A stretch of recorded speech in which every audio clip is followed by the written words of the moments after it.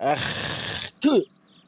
څنګه ښایستې څنګه ښایسته شوې کوم کریم دې استعمال کړي دي ناځوانې واجو لیدله وای خاورې به مې کریم استعمال کړي الله دغه څه ښایسته حسن راکړی دی سړیه زه کریمان نه استعمالوم زه د ذاته ښایسته یم د ولي د زوی دادا وګوره د ذاته ښایسته یې ښه مخ جیم دی